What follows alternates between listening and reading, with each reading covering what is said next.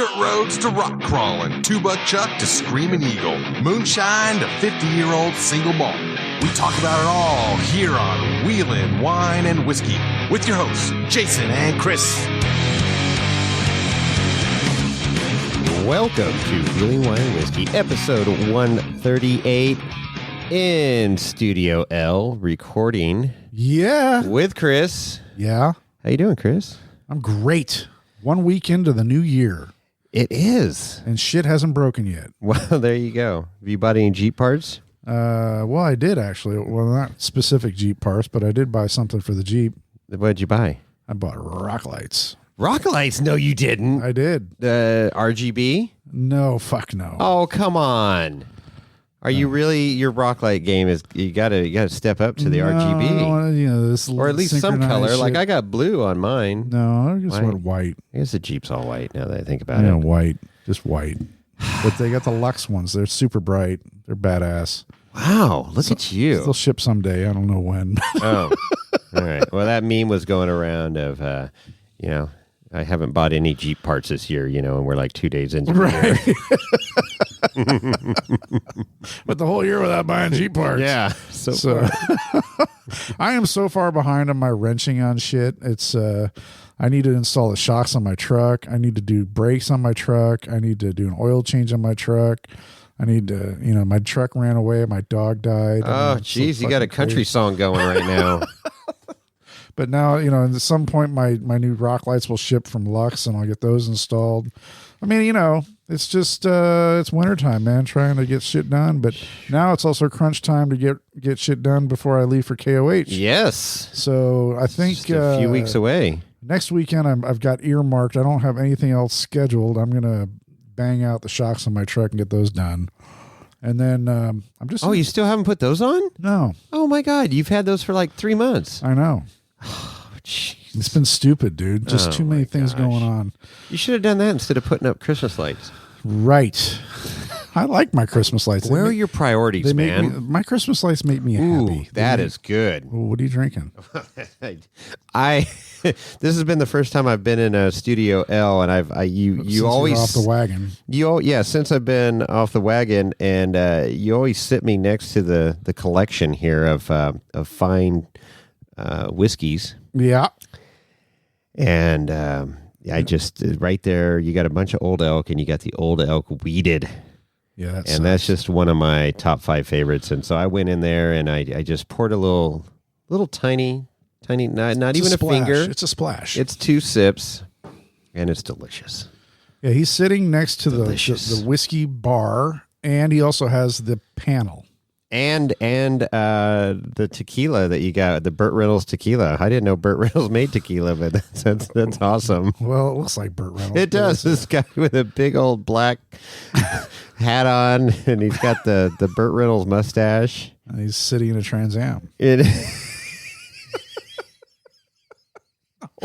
the Antonio Aguilar tequila. That's mezcal. Oh, that's mezcal. Reposado. No gusano. That is not messing around right there. That stuff's that'll put hair on your chest right there. Yep. No, woo. But it's mezcal no gusano. Because mezcal con gusano, no bueno. Yeah, no, you don't want the worm. No worm. No worm. No gusano. No gusano. Yeah, this is Wheeling Wine and Whiskey and Tequila today. Well, I don't know. I just saw that there. It's just been, right in the corner of my eye, Burt Reynolds has been staring at me. What's right behind that, though? I don't. Oh, is that the Macallan? Why, yes, it is. Macallan 12. Woo, and behind baby. that, Old Elk. limited edition Old Elk. Very nice. Yeah. And got the gold pourer. Like I said, he's in control. He's got the booze and he's got the board. Oh, man. No! There we go. Right on. Well, we have a great episode for everybody tonight. I noticed your wife wouldn't let Lorenzo in the house tonight. No, Is she just clean or what? He's grazing in the front yard. Oh, okay. We needed the lawn mowed. He's doing a good job. Okay. All right. I didn't know donkeys liked lawn, but I guess. They do. They like grass. Well, not green. I thought they ate hay, but I don't know. He'll eat anything if he's hungry enough. Yeah, for sure. Nope. Hey, so we got a new patron. Yes, we do. And that patron's name? Andrew Wood. Andrew Wood, welcome to the podcast patron, Wheeling Wine and Whiskey. Yeah, Patreon. Thank you so much. That's awesome. No, thank you so much. Thank you to all our patrons, as Absolutely. we are very appreciative and grateful for your support. Absolutely. Makes the show what it is today. Oh, man, it's so good. We'd be off the air by now. Yeah, no, we would. It's definitely helped a ton, and it gives us validation that we're doing something right, I guess. Well, some people we like have, us. a few Gosh listeners. darn it, people like us. Oh my God, they love us. They really love us. No, it's 50. I think we have 51 patrons now, so that's at least Do we 51 really? listeners, which is incredible. And next episode, we will do a rundown of what is that? Okay, so this is from patron gift, Christmas geez. gift from a patron. I've already opened mine, and I used it this past weekend, so I'm going to hand you yours now. It's not ticking. Yet. No, it's not ticking, and it's pretty freaking cool. It is from the law firm of Code Olson. Oh, There one you of go. our favorite supporters. So, yeah, he gave it to me, and I'd been wanting one of these for a long time. And I was the person that makes these was conveniently delaying it. Holy shit, that's badass. So what do you got there? It is a tumbler, a coffee cup, an insulated cup with it's blue sparkles. This is badass with the Wheeling Wine and Whiskey logo on it and my name. And it's not made by REI. And then turn it around the back. Oh shit. Jack Daniel's number 7. Get the old Jack Daniel's number 7 logo there. Right on. This is badass. Isn't that cool? I like it. So Olivia, makes those. Oh yeah? Yeah. And so Dave's had one for a long time, and I'm like, dude, I want one. Jesse and Tom, everybody's got them, and I'm like, Olivia, I want. Okay, we'll work on it. And I said, I want one with our podcast logo. Can you do that? Oh yeah, we can do that. Nice. And then Dave made it happen. So that's super cool. So thank you, Dave. Thank you, Dave. Super cool. It works very well, by the way. Is it? Yeah, and there's a switch on the bottom. So if you're going to have a hot drink, you switch it to hot. If you're going to have a cold drink, you switch it to cold. You actually got me to look. Fucker. Dave, thank you so much. Code Olson. But how does it know? How does it know? How does it know? We'll never know. Keep it hot drinks hot and cold drinks cold. Thank you so much. That's odd. This is Very awesome. cool. Very cool. Hey, Chartable. I think sir. we're almost at 100 now on the top 100 list. I think I saw today. Really? I got a message. Yeah, it was like a 102 or something like that. Really? Yeah, we're moving on up again. We moved up like 81 spots. So apparently the monkeys were happy this week. So 105? 105. Yeah, Well, 81 that's- spots. That's automotive. And then, but wait, I know, Korea. I know. In South Korea, we're number 35. Isn't that crazy? South Korea. So if you're listening in South Korea, please hit me up on the IG on Wheeling Wine and Whiskey. I'd love to hear from you. I don't know. I guess they have a really good translation app or something, or I don't know. I don't know how that works. I just know they don't listen to Snail Trail. I mean, there. obviously they're bilingual too if they're doing that, but we're down 2 though there. Well, that's bullshit. We got to pump those numbers up. Those are rookie numbers, Chris. Hey, how come? Oh, Australia, we're 232. Oh, Aaron and Charles must have stopped listening. You know what? I think the Snail Boys are sabotaging us because they were so pissed off at their, Aaron giving us a shout out on their podcast. So that could be what's going on. That's right. I think Chartable's owned by Morphlate. That would explain a lot right there. I could totally do it right there. Well, we'll see. I knew it. I knew it. That's why High Sierra 4x4 still bounces up in the top 50. Have to look. Even though they have a new episode in 18 months. Yeah, I'll have to look more into that. But yeah, whatever. I don't lose sleep over it. That's for sure. Well, I'll tell you what. I actually figured out how this happens. I went to Debauchery a week ago for my son's Debauchery. birthday. That's that way you went down to Johnson Valley? We botched. Oh. Debauchery. It used to be Campo Debauche here in Livermore. And now they got axe throwing, indoor axe throwing. So, alcohol and axes. What could possibly go wrong? Nothing, right? So, but in the booth next to me were a bunch of monkeys throwing axes at a freaking charitable sign. Yeah, see, that'd be good. And I knew it. That's when I said, "Shit, there it is." The Wheeling Wine and Whiskey was at the bottom of the list, and fuckers. Shut up, Lorenzo. Boy. Go back outside. He just peeked through the window. Fucker, he's bouncing. Hey, you guys recording without me? You got a trampoline out there? What the fuck's going on? Trampoline. Doing, doing. Anyway, well, yep. Hey, what else is going on? What else is going on? Real quick, I want to get feedback, because this is, an off-roading show, and I'm a Jeep fan. I've driven nothing but Jeeps, and I just noticed an article that said Jeep, or Stellantis, which is the parent company that owns all that action, has developed and started production on a new inline 6-cylinder turbocharged engine. Really? After they discontinued the 4-liter, which was that bulletproof, tried and true indestructible engine that's in my Jeep, they abandoned that, I guess, due to EPA rules or whatever. They couldn't get the emissions or the mileage or whatever the hell they wanted out of it. Yeah. But right now they have developed a turbocharged 6-cylinder Tornado engine. Tornado. And it's supposedly gone into production, and it's going to be in a plethora of Stellantis vehicles, whether it's Jeep, Ram, or Dodge. I'm curious. I don't see any numbers as to what the horsepower number or I want sport specs. It looks like it's going to be a 3-liter engine. Tornado. That's a stupid name. I know, right? Well, I just keep thinking of that old Toronado. Yeah, exactly. Toronado. That's what's. But they're saying it's going to replace things like the Hemi and whatnot. So I imagine there's going to be some pretty decent numbers coming out of this thing.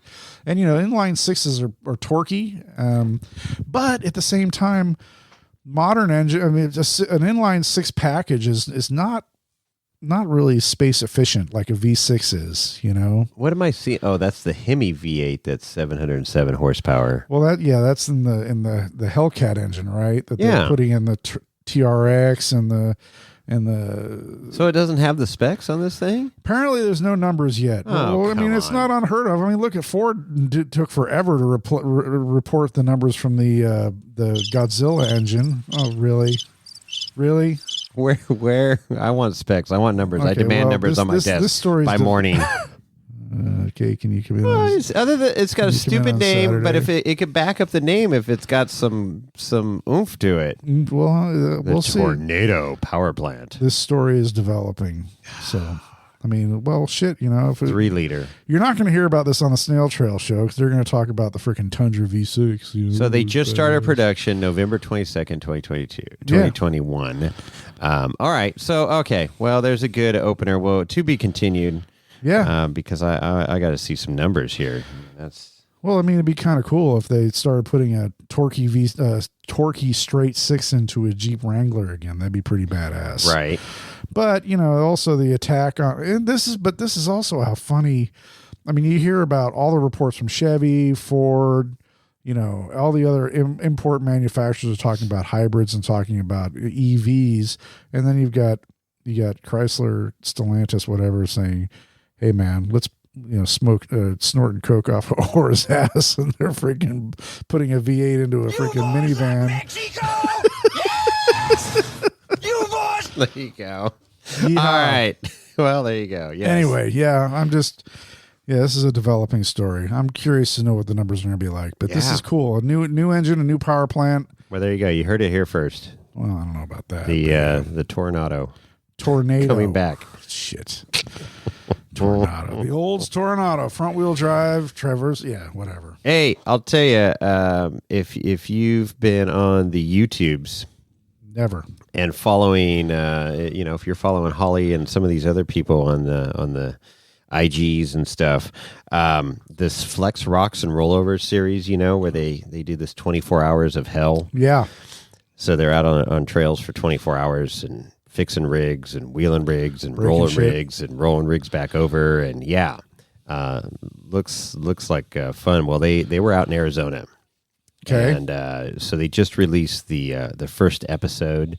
Let's see. By the time this podcast comes out, episode 2 will be out, but I have no idea what it's like. So we just have to watch one. But one, it's a little over 30 minutes, and it is action packed. Oh yeah. Yeah, they're dropping down some waterfalls that are absolutely insane, and these very well capable rigs are flopping over. And this one guy does, well, two guys ended up flipping over forward. Endoed? So, yeah, endoed, totally endoed, which has got to be like one of the worst rollovers because you're watching the whole thing happen as your front end lawn darts into the base there. So luckily nobody's hurt, and they recovered and, popped spark plugs. Everything's cool, put them back together and drove them down the trail. But I wonder if they're going to go back up this thing because, I mean, one of the waterfalls is makes backdoor look like nothing.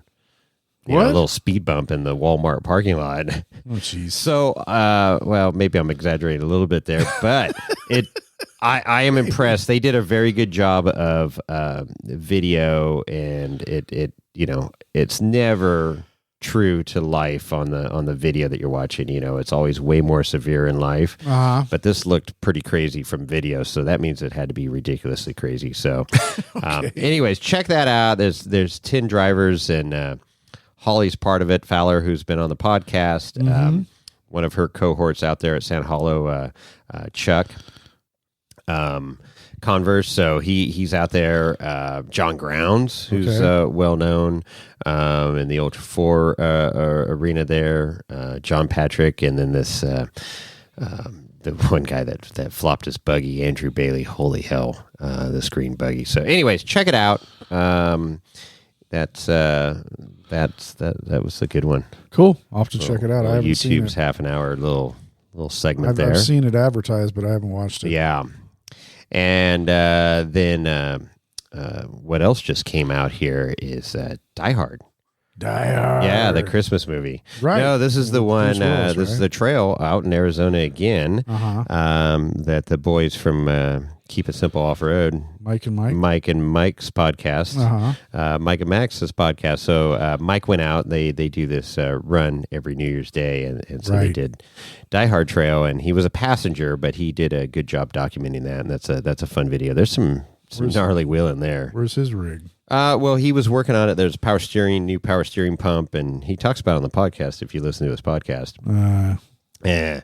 Well, anyways, he tried getting it together, and it didn't happen before the trip, but he'll have it. So I listen to white noise on my commute now. Hopefully, we'll see him at KOH. Yeah, have you communicated with him? I have. I just spoke to him prior to this podcast, so he said he's going to be out there later part of the week, but he's going to try and get out there earlier. Is Max coming? No, Max doesn't exist. He's a figment of our imagination. Oh, jeez. Okay, I figured as much. Yeah. He's pretty talented if he can do those two voices at the same time. He is. Absolutely. And the other thing that's coming up here that will have happened the weekend before, we're going time traveling in podcast land, is Kevin Jones. He just can't stay out of the driver's seat very long. Ultra4 Jones is doing this little challenge that they got down in Johnson Valley. Yep.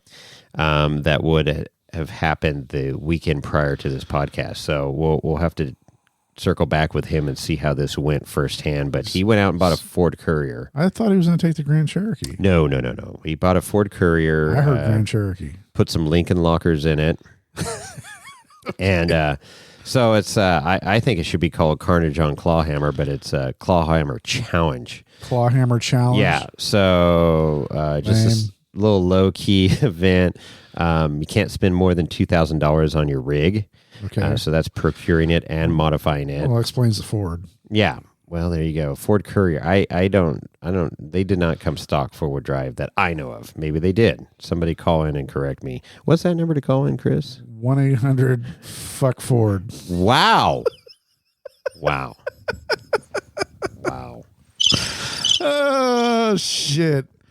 408 800 5169. 408 800 I can see how this year is going to go right now. Here we go.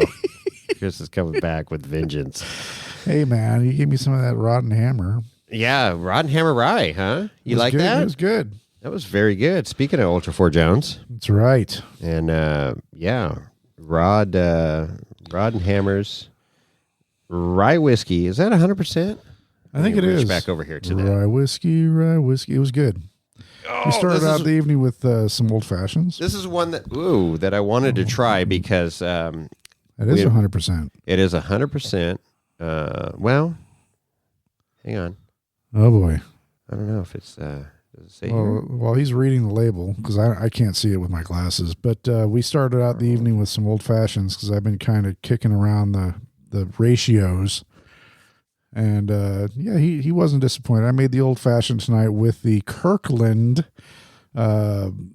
whiskey. Oh, yeah. One of our top rated whiskeys from our blind whiskey challenge. Exactly. You can't go wrong with an $18 bottle that kicks ass. And that makes a damn good old fashioned, I think. Yeah. So this is so here's tasty notes. The nose spicy rye and vanilla for sure. Definitely spicy. Yeah, I'll say that. So you're getting your high rye spiciness, but it's and then finish is smooth caramel, and I would agree 100% with that statement. It does have a very smooth caramely, just coats your mouth finish. 80 proof. Yeah, and I my initial assessment on that is it drinks hotter than the proof, but then I didn't think so. Well, I mean, after my rock melted on it, and I don't know. It's my first impression. It's tasty. Don't get me wrong. There's a lot going on there, but I felt like it drank hotter than the proof. Yeah. Well, I don't know. I liked it. I was anxious to try this, and it was during my sobriety that we got this when we went and interviewed Kevin Jones, Ultra4 Jones, and Carlos at TAC 1 Fab. That's correct. He had a little plethora out there. And you in weren't front drinking of us. then? No. Oh, that's right. See, it was a while, man. That was back in October. It wasn't was. Yes, yeah. sir. Okay. Yeah. Wow. Been a long time. Might have been since rock and September. roll. Actually, I think that was September. Last week of Very September. well could have. Something like that. Wow. Anyways, back to this claw hammer challenge. So $2,000 limit, $20 buy-in. First one back to camp gets the pot. So I don't know. What's the pot? I think there's I don't know if they got like 10 guys. So that's $200. $2,000. No, 200 is a $20 buy-in. Oh, what? It's just a fun little low-key thing. I'm sorry, Chris. It's not part of your high society there, you know? I make more than that in my Wow. I make more than that in my fantasy football league. Wow. Budget? We don't need no stinking budget. Oh, no. Shit. I might even be in the money on my fantasy league. Let me You look. should. I think you should go down there now and compete and let us know how it goes. I'll buy a shit box. Wow. There you go. I don't know. Kevin Jones is like, challenge accepted, fucker. Bring it on. So, we'll circle back with him and see how this all went. But I like it. I like the idea. I like the concept. No, it's super cool. And just like, Trail Milita did that deal, that rock crawl challenge, and super popular. And maybe this is a little wave of the future. We'll see here. These little competitions, friendly competitions, Nothing's friendly. Apparently not in your world. So win at all costs. Oh man.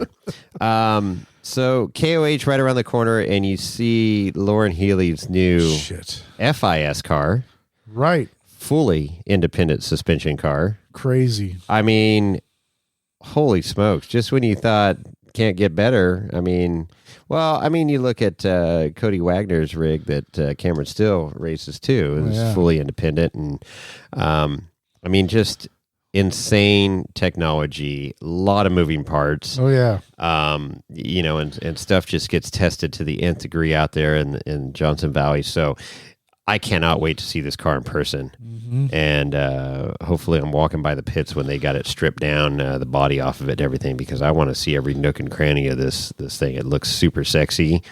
And it's got those brand new Fox live valve. Yes, sir. So got a freaking display on the dash, and you can adjust for rocks. You can hit your rock mode. Oh, yeah. You can hit your desert mode. So you totally change the valving from the driver's Adaptable seat. shocks, man. Are you Absolutely. freaking kidding me? I Yeah. mean, that's a huge game changer right there. Didn't Levi have something like that? They were Last working year or on that, yes, last year. So that is going to be. I am so freaking excited to see that in person. It's crazy. I mean, the technology is just leaping and bounding. It's insane. But yeah, I saw the Instagram post that he did on that, and I was like, shit, I got to see this car. I mean, just first of all, just looking at the sexiness of the dash. I mean, it's like gone are the old analog gauges just strewn across and switches here and switches there. I mean, it's just everything's so integrated and digital displays, and it's freaking clean. That car looks badass. Yeah, no doubt about it. And cutting edge technology. Hopefully he's not suffering from new car blues, but you just never know. Well, you never know. You never know. This is KOH is like a box of chocolates, man. You never know what you're going to get. So we'll see. I mean, they're it's guys gonna be exciting to keep, follow. Keep it simple, and but I mean, the technology is. I mean, it's no longer is it a carbureted car just freaking just go and go and go. It's there's so many electronics involved, and shit, you never know. No, you don't. You just don't. Well, we circled back with one of our old friends. Yes, we did. Well, he's young. He's younger than us, but it's been early years of the podcast. Way back. way back when. Remember them early days, Chris? Back in the single-digit episodes or double-digit episodes. So we phoned a friend. Yes, we did. We called Arturo Soria. Arturo. Yeah. Absolutely. 4898. Yep. EMC driver. And so he's the one that coined the term, just put the old credit card on the dash. That's right. So I love that line. And he's great. And, family is involved behind him, like most of these Ultra4 racers. And was a rec wheeler and said, hey, let's give this, racing thing a try. And he did that a few years ago. And, one thing led to another. He had the spec car. Right. With that Doge engine. Mopar. Yep. And then went out and bought this new to him 4400 car that he's bringing to the 4800 status so he can race EMC because as you'll hear in our interview, I think it's a good choice and it's a very competitive class. So if I can interject real quick. Yeah, go. So he was first on the show on episode 25. 25. And what episode was Kevin Jones, Ultra4 Jones? I think just before that, wasn't it? Yeah, episode 24. 24. Yeah, do you like to get nerfed?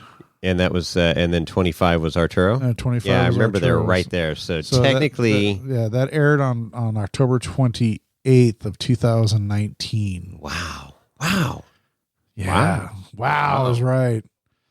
19. So Arturo, yeah, you were number 2. Number 2.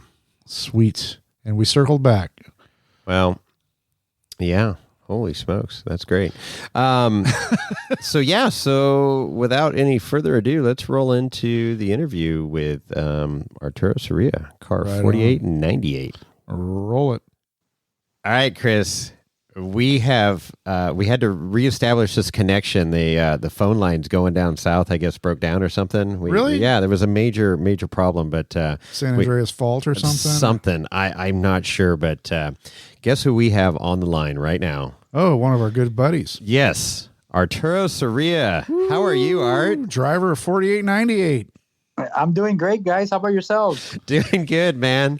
Yeah, it's been a while, and Chris and I have we talked about it on some recent podcasts. We threatened to give you a call, and here we are, and you answered the phone by mistake. So thanks for that. Yeah. Well, it was better than the bill collectors for these parts bills. So, there you go. You got to stop putting your credit card on the dash. That's right. Very expensive habit. Still one of the greatest lines of the podcast history and our podcast history is just throw the credit card on the dash. That's right. So how you been, man? What's going on? I know we got there's a new car and and stuff. But let's get caught up with your program and what's going on. Yeah, definitely. So we're still working and making that wide open design car that I bought last year, making it ours and getting it ready. We did decide to drop it from a 4400 car to a 4800 car, keeping with the leg. So it's been a little bit of a wait, as a lot of parts have been last year, but we ordered in some shiny new King shocks and been to mount those up, which was a little bit more fun than we anticipated, and I definitely mean that sarcastically. So. Yeah. So you gotta cut up the car a little bit to make those shocks, new shocks, fit, huh? Apparently, bigger is better, but boy, does it come with a cost, man. And we had to chop off the rear mounts entirely on the back side of the car, and really. And one of the things that I loved about the car is these nice pillars that it had behind it. Wide open design builds a beautiful car, and we tried to fit those big 3.0s in there, and they were not liking it. So they're monster shocks, man. I've seen those things in person, and they're quite impressive. But yeah, to try and package them into a car, especially an existing car, is very difficult. Yeah, I was outrageously lucky. My buddies from Dundee Ironworks kicked in, and they've been helping me out in the pits for several years. And I kind of called them up and I told them, hey, man, I'm about to hack into something that's like cutting into a brand new Corvette for me for what I got invested in this thing. And Are you out of your mind?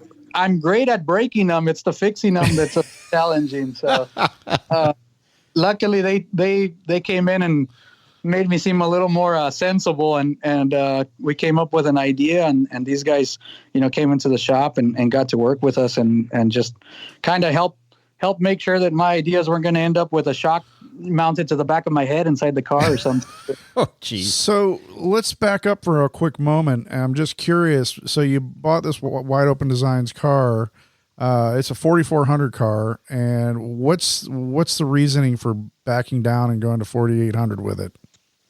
A lot of it's the cost of entry. I mean, this is not really a job by any means, other than just the labor and the cost of it. But everything's out of pocket for the most part with us, with the help of a couple people. But overall, it's just out of pocket expenses. And running the 4400 class is just it's absurdly expensive, and to be competitive just takes so much. Yeah. And just to be kind of a little more feasible to get out there, I think we decided the car has a lot of the essentials that we would want in a 4800 car. And to be able to get out to more than a race a year, we figured that we'd convert it. And it would kind of go with the theme. 4800 class is kind of designed to bring older 4400 cars into the class. It felt like the right thing to do. Yeah, I think, financially, definitely better than 4400 class. But I don't know, man. There's so many of these guys, these top drivers that are running EMC now. It's probably the most competitive class out there, I bet, driver wise. Wouldn't you say? I would say bang for your buck. Yeah. And I think that even skills wise, and I don't mean this insult any 4400 drivers, because they're absolutely great guys. But I think the 4800 class houses the most amount of talent per field, in the aspect that there's so many guys that are so close to one another. Mm-hmm. And with the limitations of the single shock and the 37s, it's a beauty when you get to go out there and you figure, I don't have the budget to go race against Lauren Healy in the 4400 class or Levi, but the fact that he has a 4800 car, or Randy's going to be out there. Sure. And guys that we look up to, the fact that you get to share the field with them, the wealth of knowledge that you get to gain by following these guys into canyons or seeing what they're doing is it's phenomenal. 100%, man. And yeah, it's my favorite class to watch racing. The 4400 is great. Just to see, I love walking through the pits and looking at those 4400 cars and just seeing what unlimited, baby. Yeah, the hashtag Chris Money bank accounts can afford. But man, absolutely. But from a competitive standpoint, driver to driver, and like you say, the limitations that are put on the cars, that really brings it back to the driver's seat and what you can do. And then of course some luck's always involved there of cars staying together and tires holding up and stuff like that. But it's strategy also. I mean, as you said, because the cars, you do need to manage the car throughout the racetrack all day long, and you can overdrive the car. Next thing you know, you're not making it to the next pit, or you're not making it to your next fuel stop or whatever. And it's all about strategy, and it's you got to think about it. Yeah. Absolutely. Yeah. It's amazing how one decision, I think one of the best quotes that I heard from one of the other racers, and I forgot if it was on a podcast or an interview or whatnot, but the one of their pieces of advice was that you don't want to do anything to your car on lap 2 that you have to live with on lap 1, excuse me. You don't want to do anything to your car on lap 1 that you have to live with on lap 2. And I think it's just very simple and very wise comment. That's good. Yeah. Driving smart. Well, I mean, also, with we mentioned Levi, and of course, Shannon and Campbell and other drivers are going across different classes at this point. The golf cart or the 4900 side by side class. A lot of these guys are driving in all 3 classes or 4 classes throughout the week, and you're only going to be driving in one class. But you got to think about these guys that do the side-by-side, and then they do the 4800, and then they get in the unlimited cars on Saturday. How are their bodies taking the beating on that? I mean, look at Cam Steele. He's out there on a dirt bike, and then he's in a side-by-side, and then he's in a trophy truck. And I mean, it's just, holy crap. I mean, what do you think about that? Oh, I mean, by the end of the day, when you've ridden in these cars, and I think the craziest thing is that when you ride in the limited class cars, or you ride in these cars that are not Lauren Healy's beautiful new car that just came out, you're taking a toll every 10 feet that you're driving. And so, the athleticism on these guys and the mental strength to just kind of hang in there through it all is absurd. And honestly, I think somewhere in between the punishment that you're putting on your body, it's really just the dream of racing so many cars at one event that's got to carry you through. Because I don't think you can sit there and take that much abuse and it'd be totally normal unless you absolutely love this sport. Oh, for sure. Yeah, anybody in their right mind wouldn't race one of those classes, but to race 2, 3, 4 of them is freaking totally insane. I know. So, yeah, I mean, so I hope you make it out to the lake bed this year. I mean, it's been too long since we've been able to kind of hang out. Well, so let's talk about the detuning, if you will, of a 4400 car to a 4800 car. So you talked about you're changing out the rear shocks. What other things have you had to do to make it qualify for the 4800 class? The biggest thing has been the shocks is by far. We went from, I think there were 2.0 coilovers and 2.5-inch bypasses to a single shock 3.0 IBP. And from there, it was downsizing the tires. We, went down to 37s. But other than that, these cars take just as much, if not the same beating in both classes. So it's just a lot of maintenance. The transmission's been rebuilt, transfer case gone through, just a lot of service and maintenance to them.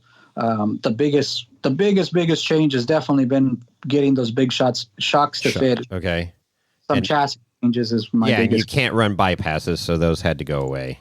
They can run internal bypass. Oh, internal bypasses. Okay. So I have some King IBPs, and so it's the modern style that everybody's kind of running on their new cars. And okay.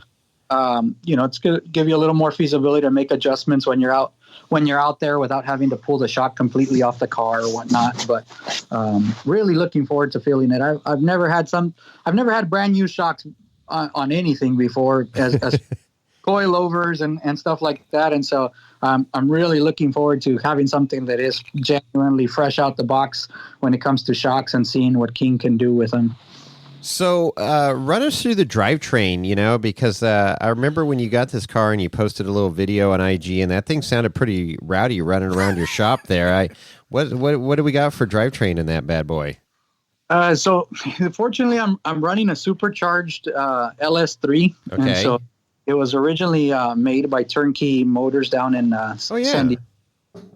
And so it's a Kenny Bell supercharger. Top on aluminum block, LS engine, and it's followed up by a Maxim transmission, an Atlas transfer case, and then in the diffs we got some big 4-inch housings in the back with 10-inch ring gears, and up front a 3.5-inch spider track housing. So, what's your gear ratios like in transfer case? And gear ratio? Did you dyno that beastie? No. We use the old butt dyno on that thing. The butt dyno.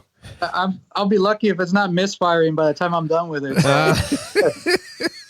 I put that thing. I wish I could say that I'm a good enough driver that I've never heard the rev limiter on my car, but Jesus, it sounds so good that you get on that thing and then you're like, hey, I got to shift. Okay.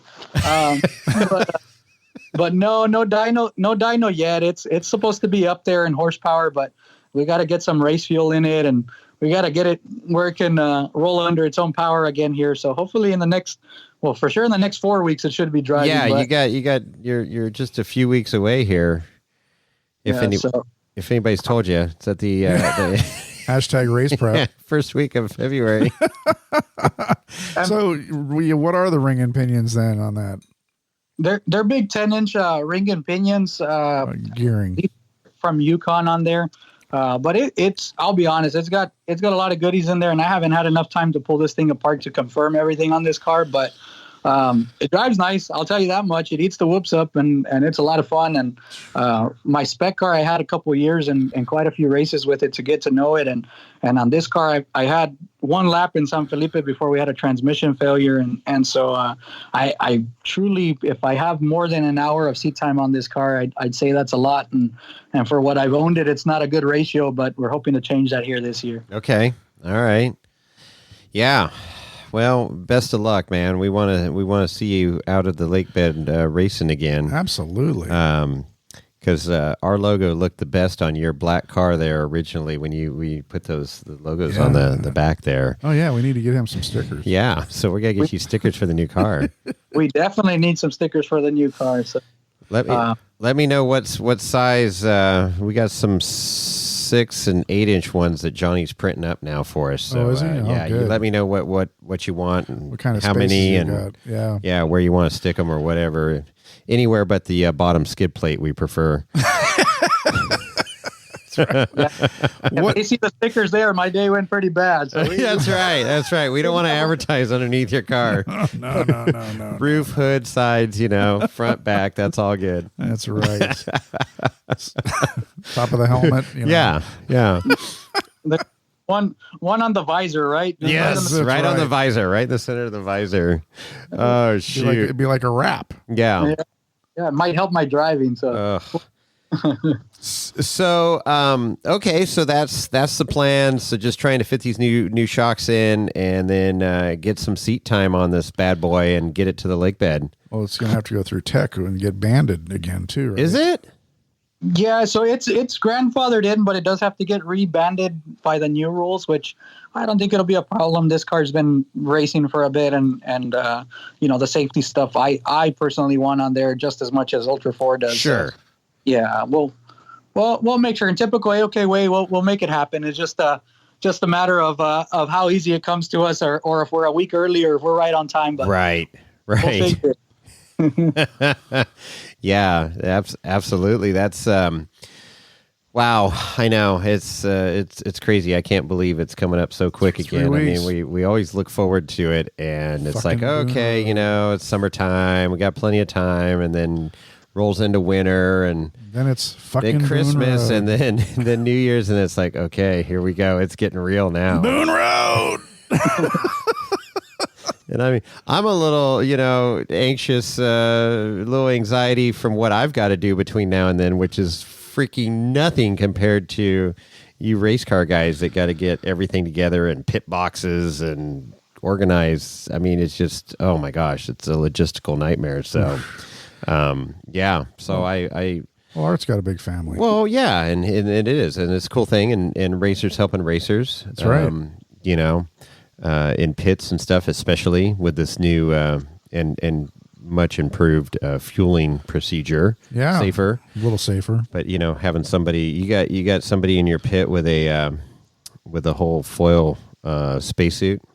Yeah, we're gonna borrow some aprons from the girls in the kitchen and there you go. Wrap some foil and see if that flies. But I guess I'll order a couple of them. They're $200 aprons. They're not cheap.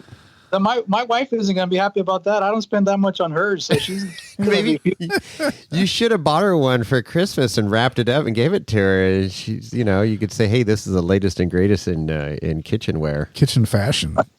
That's not a bad idea. And ultra. I mean, it's the safest apron known to man. You can even fuel a race car with it.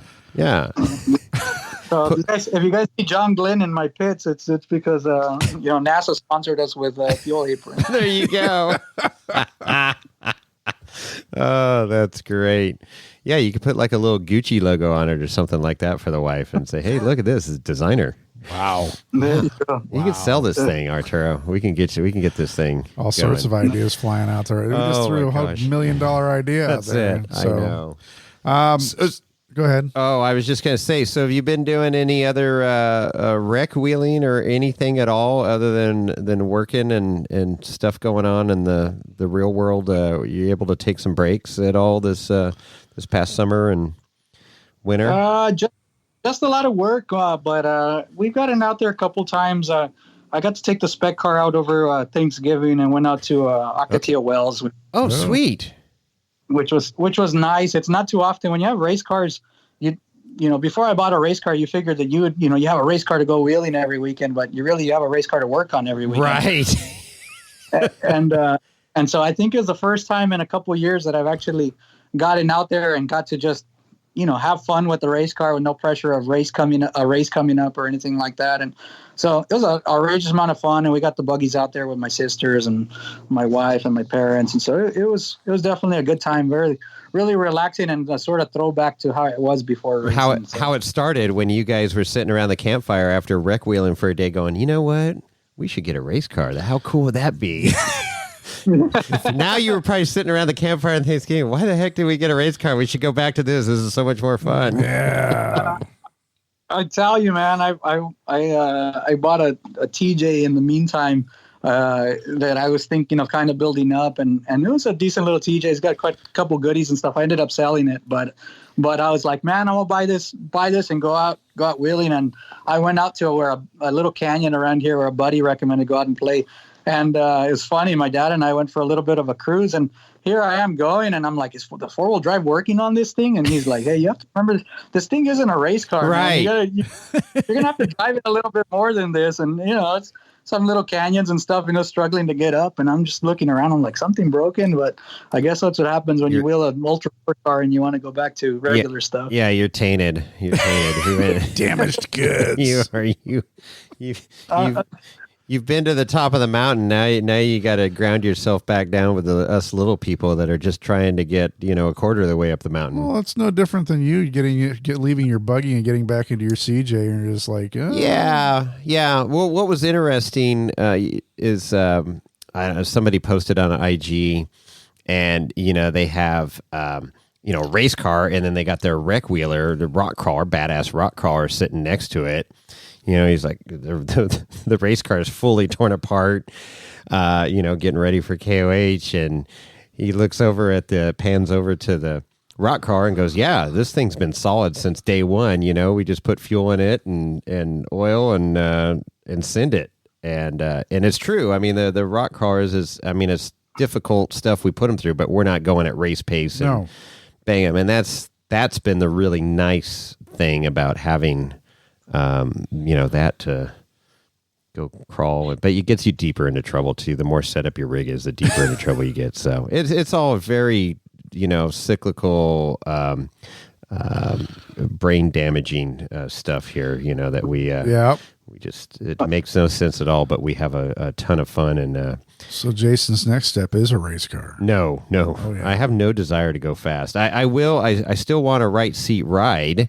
Arturo still owes us a ride, I think, but other than that, I will drag you guys out of the Lance camper if you guys aren't going to hop in the right seat. We're going to throw a Lance camper on the back of the Ultra4 and drive you guys.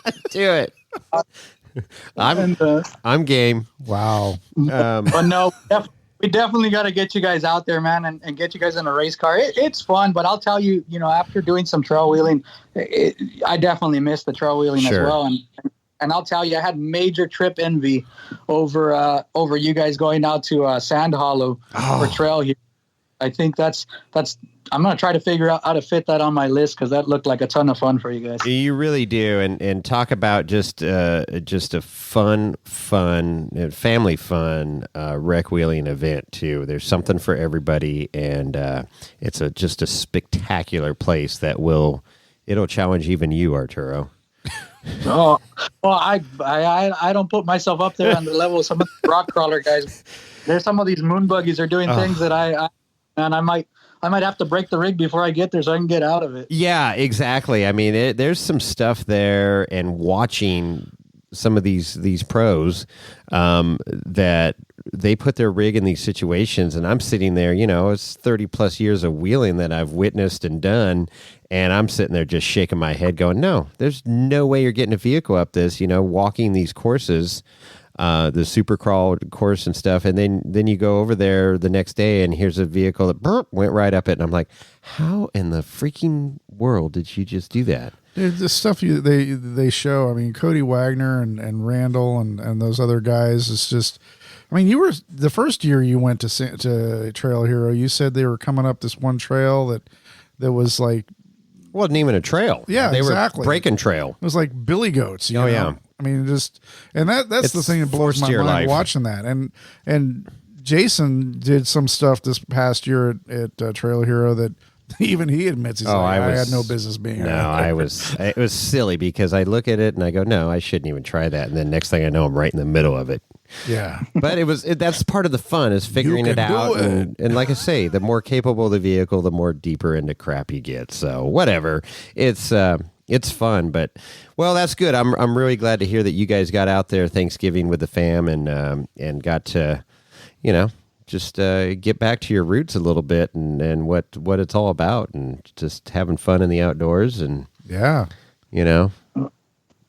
Yeah, definitely. It's refreshing, man. That's why we all get into this sport at whatever level we do, whether it's the golf carts or whether it's the race cars or whether it's, the daily drivers we shouldn't be wheeling, but we are. The clapped out Toyotas. That's right. Oh man.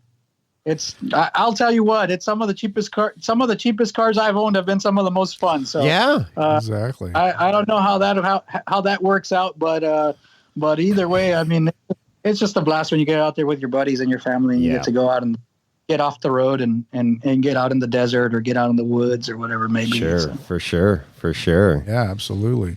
Hey, so what other races do you think you're going to try to get into? I mean, if you make it down to KOH, which we really hope you can pull off, but fingers crossed over here. Anything else you're kind of eyeing for 2022? There's a couple things. I mean, the Ultra4 series this year looks like plenty of fun. Those East Coast races are just so far away. It's kind of tough to get all the way out there, but the San Felipe race, which is supposed to be a point-to-point race this year, starting out in Cali and going down there, that's something that I may plan on doing. And there was going to be the Texas race, but I think that just got scrapped and moved to another location. But we'll see. I think this year, I really just want to take in owning a race car and maybe trying out some of the other destination races, like, whether it's the Mint or whether it's another Baja race or something even it's a little bit different and outside of Ultra4, just getting the experience and maybe sharing the experience with some more of my guys and trading off, getting different co-drivers and drivers in the car when we go out there. Well, you can go ahead. Yeah, and just sharing the experience is the main thing, man. It's a lot of fun when you get to do it. Yeah, and I was going to say, you can come to our neck of the woods for the NorCal Rock Racing series, that they do at Prairie City and stuff. Prairie City is one of my favorite tracks. It's like my two favorite tracks were Reno and Prairie City, and both of those got off the map for Ultra4, but for NorCal, it definitely wouldn't be a bad time to get out there and get back on that track, man. Yeah. Well, we'll show you some NorCal hospitality if you make the drive up here. Oh, yeah. Yeah, that would be a great time, man. Definitely. Yeah. Yeah, don't forget about us little people. No. Now, I'm telling you guys, the Wheeling Wine and Whiskey Walk of Fame is getting pretty long there, man. I'm looking at the podcast list, and I'm just going, man, who these guys win the lottery and paying all these people for interviews? What's going on here? It's my good looks. It is. It's Chris's face for radio. I don't know, man. It's been fun, man. So just like you, it's a passion for the sport. You get behind a steering wheel and a 600 horsepower motor, and we get behind microphones. So it's just it's all the just to talk about it, witness it, feel it, whatever. It's all part of it. And this is a 300 horsepower microphone. Yeah, it's been a fun ride, and a couple years at it, and we're still going, which is amazing. So it's all good, and we'll see. I'll definitely lay claim to being one of the first ones on the show. I wasn't the first, but I'll tell you guys, and I think I've said it before on the air and stuff, but no, definitely, man, very grateful for what you guys do. It's a lot of fun to be able to, kind of zone out sometimes from everything that's going on and listen to one of you guys' podcasts and hear about other buddies out there, or even hear people that I honestly, I don't know them. I probably never met them, but I feel like I know them just because I've listened to you guys' show. And I feel like I can walk up to them at Hammers now and at least, have a conversation with them about stuff that you guys talked about, which is pretty cool. Right on. That's super cool. Thank you for that. But and that's I have the same sentiments when I listen to Talent Tank or Big Rich, and listening to some of the stories of guys that I'd heard of or people that I did follow and admire, that hear their background story. And that's one of the cool things that we've been able to do too is the interviews. We really like it. The listeners like it, and it does get that insight. And people run into you now at the Hammers and go, "Oh, dude, I listened to that episode 138 and heard about working on your shocks. I'm glad you're here," and whatever. Yeah, it does. It just gives you a little break the ice. And did you give those Wheeling Wine and Whiskey Boys a ride yet? Mm-hmm. There you go. Yeah, I'm hear a lot of that.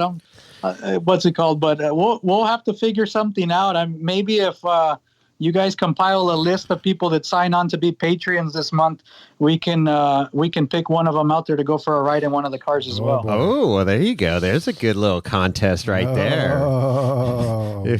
But we need confirmation that you're going to be there, Art. Well, we'll be there. Maybe they won't want to ride along in an F-450 on the lakebed. I was going to say we'll have something out there. You'll have something out there that'll have a passenger seat. Oh, we'll boy. Go rent an Explorer from Enterprise or something. Right around. Just gonna send it. Be sure to sign that get the added insurance on that. That's right. Go ahead. Hey, I was just curious. You probably, obviously, you're involved in the racing and whatnot, but I'm just curious what your thoughts are on this new race series that's being proposed with JT Taylor and with the Mid America. What's the full Mid America Outdoors or whatever? Mid America Outdoors. Do you have any interest or thoughts on that, Arturo? I think it's great. I think when it comes to this sport, the more the merrier, and any opportunity to get families out there having a good weekend of racing and of climbing and enjoying the outdoors it's a good thing. And JT's a really stand-up guy, and I've been fortunate. We all know JT because he's was race director for a while at Ultra4 and stuff like that. But even a couple conversations I have with him, you just tell that when people are pretty stand-up, and the guy's a good guy, and just like Dave started out, and just like Big Rich is doing on different events, stuff like that.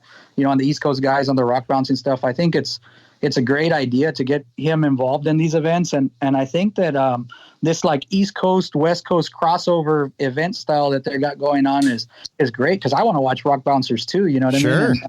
And I think if I could race my Ultra4 car and turn around and watch Tim Cameron or one of the other guys scream up a hill, it checks off the list for a good weekend. Well, yeah. And that's exactly what KOH has turned into, is all the different events they've jam-packed into a week. So no, it never ends.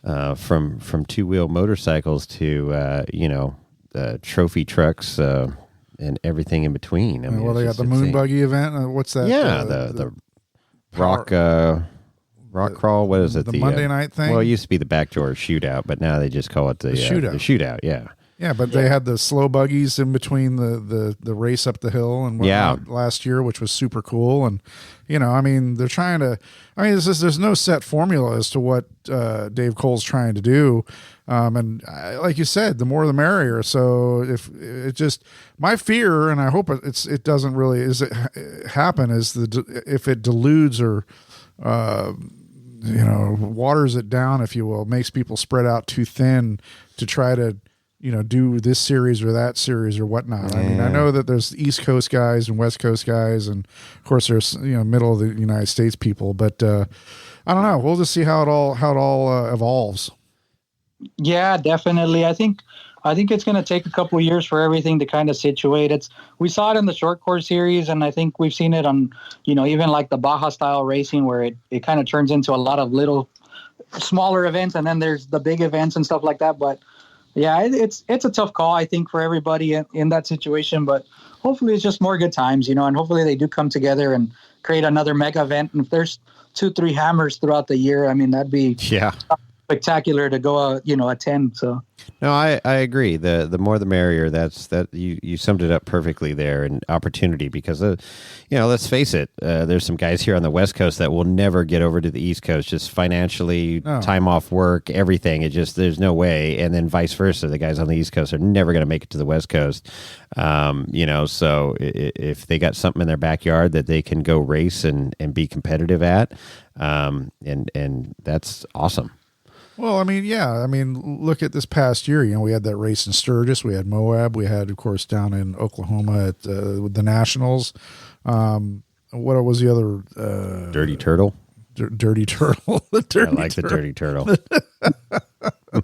Don't look up Dirty Turtle on the dictionary there. Yeah, Urban Dictionary. And then, of course, don't forget Crandon. I mean, we had our local guy, Justin Hall, made the trip all the way out to Crandon this year. And he said he had an absolute ball, and he plans to do it again next year. This year. Yeah, it's this year already.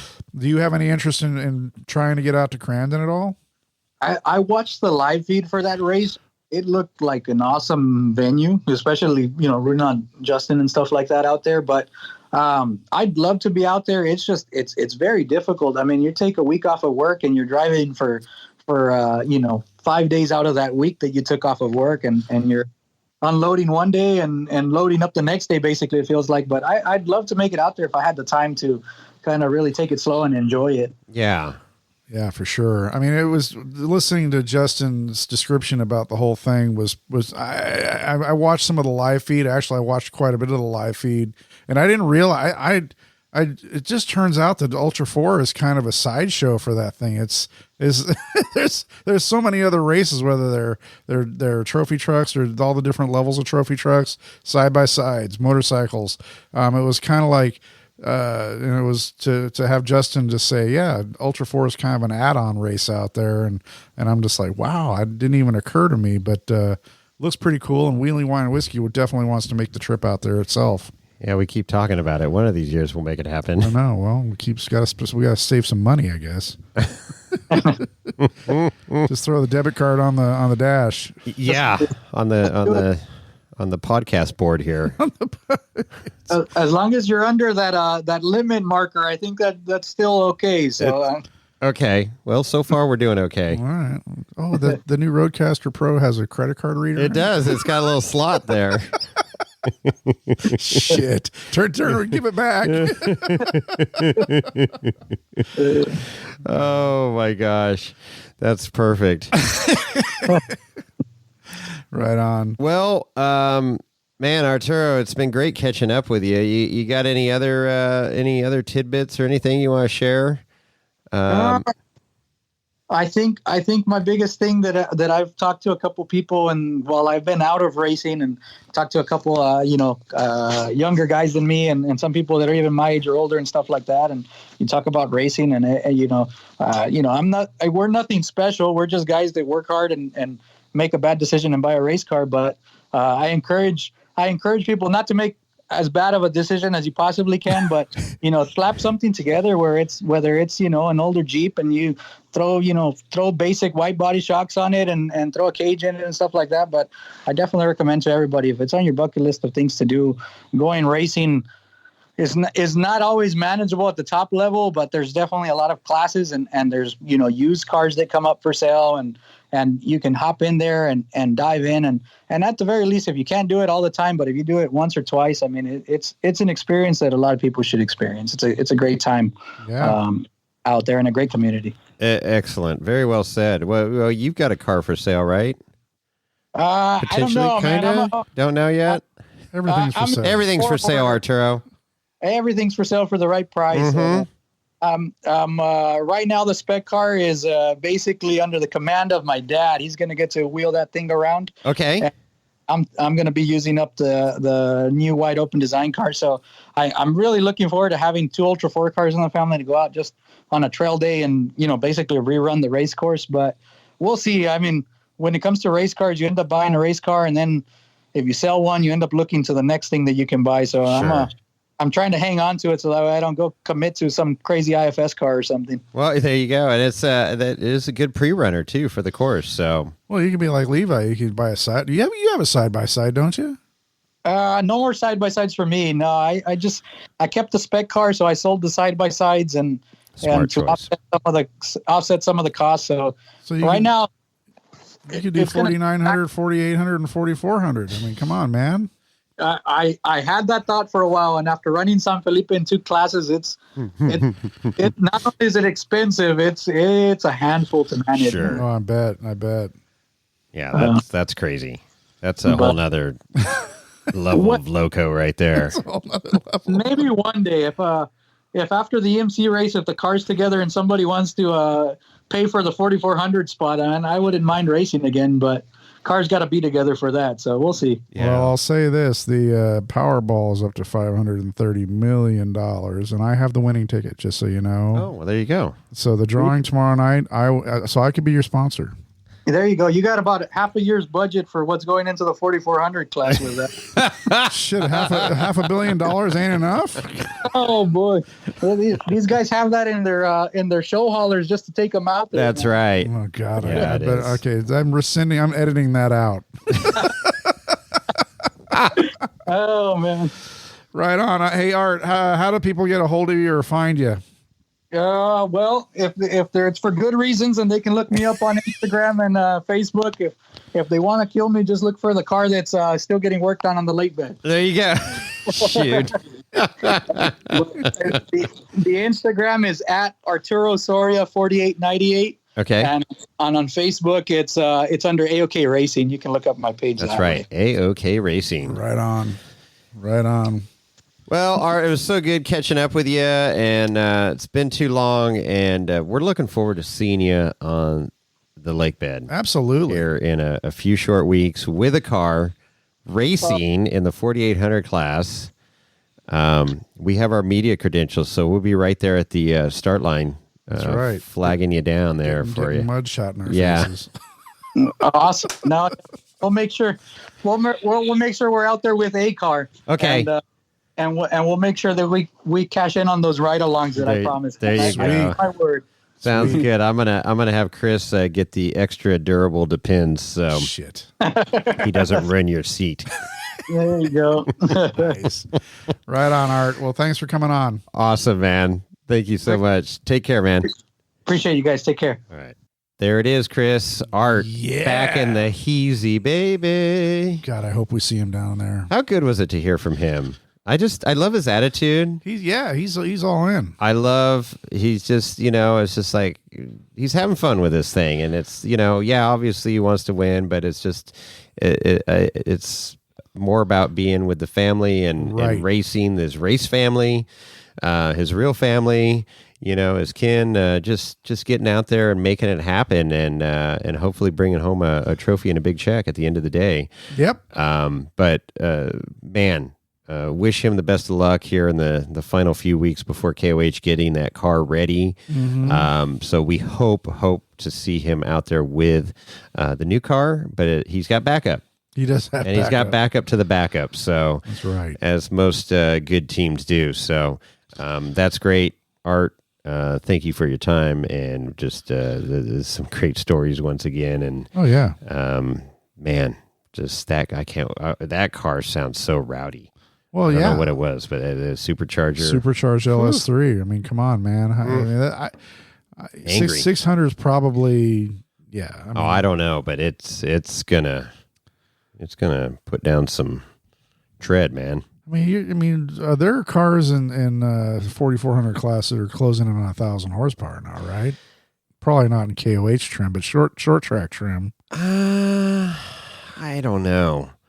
I mean, trophy trucks are pushing 1,000, but I think you're somewhere. I don't know what. That's a good question. What the most horsepower, or the biggest horsepower numbers coming out of an Ultra 4 4400 car? I mean, I'm sure some of those guys are tickling 700, 800. Oh yeah, I think they are in that range. But there's.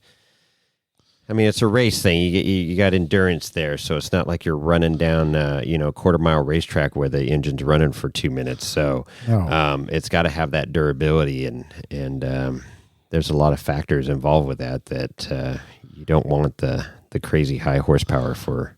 Well, but I mean, they're also, some of these guys are hitting 130 miles per hour in the desert, and it takes, those are bricks, and they need horsepower to push those cars, you know, and 40-inch tall or 40 or taller tire, 40-inch or taller tires.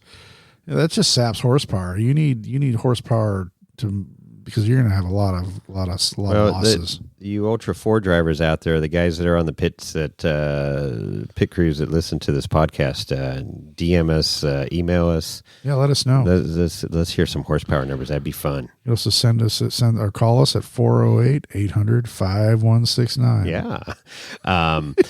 So, anyways, well, we are getting ready for 2.5 weeks. Oh my gosh! And then our camp, Hammertown Heights Estates. That's right. Hammertown Heights Estates. We will let you know we're across from the TP, the LED TP, the Ultra 3 Ultra 3 race, and we'll let you know what the password is to get through. Yeah, there's going to be a gate and a garden. You think I'm kidding? We're not kidding. This is what I just saw a few days ago that's being built for camp. I'm just like, okay, this is taking it to the next level. So we have HOA dues. We do. Garbage pickup, sewer. It's going to be great. So we got a huge camp growing here. Looking forward. I don't know if we want to set like a meet time to meet people, because it's like, well, we'll have an episode before. We got to figure out. We got to figure out something. Jimmy did that, and he had one person meet him between those times. But if we get two, we're beating them. Yeah, right? So that's all we got to do is just get two people, and we just doubled that. Well, we had more fans than them just in our campsite. Well, that's true. We did that, and it was cool when I rolled up to Chocolate Thunder one afternoon. And the buggy got recognized, and I was handing out a ton of koozies and stickers and stuff. So shit, you got recognized on the freeway the other day. I did. That was totally bizarre. That was so bizarre, and I don't know whoever that was. I sorry, don't recognize you, but they recognized the Wheel and Wine and Whiskey sticker on the back of the camper. Yep. And so you're driving down the road and you got somebody flagging you down. You don't know if you got a flat tire or is there, the back of the rig's on fire or what's going on. It is a Ford. So nice. So I go. So I roll down my window. We were in traffic going 10 miles an hour. He goes, Jason, Wheel and Wine and Whiskey. I'm like, yeah, man, right on. So super cool. So if you're there, hey, I'll send you a sticker. Hell, I'll even send you a koozie, one of our new Ultra Mega koozies. Because, we're giving away stuff every time the podcast. Man. I'm just giving away the farm. Just giving it all away, man. Give it away now. So DM me or hit me up at jason@wheelandwineandwhiskey.com and tell me what you were driving to verify, because I know what you were driving. There you go. Anyways, it was super cool. I called Chris immediately, and I'm like, dude. Yeah. Yeah. Somebody recognized us. Well, and that's the funny thing. We don't really mention it enough on the show is how often that's starting to happen. I mean, whether you're on the freeway, I mean, we were cruising around Hollister this past fall, and it's like somebody's kind of creeping through where the big oak tree is up by the old oak course. It's like, hey, you guys Wheel and Wine Whiskey? I'm like, yeah, we are. Oh man, I love the show. So it's happening. You know, we didn't 2.5 years ago. We was just like this. I don't know. So we got 6 people listening to us. We're doing good. Are we going to make it to 10 episodes? And now we're at 138. Well, there it is. So we're still going strong. Looking forward to KOH. Yes, sir. More to come. Hope you enjoyed the interview with Arturo. I know we did. Yes. Circling back with him and looking forward to seeing all these other drivers out on the lake bed and teams. Yeah. And fans and, whoever else is out there at the lake bed, because there's a wide variety of people out on that lake bed. But I'm going to have to throw my debit card up on the dash just to get to the lake bed. There you go. Do it, Chris. All right. Well, that's all I got. All right. That's it for me. We are out.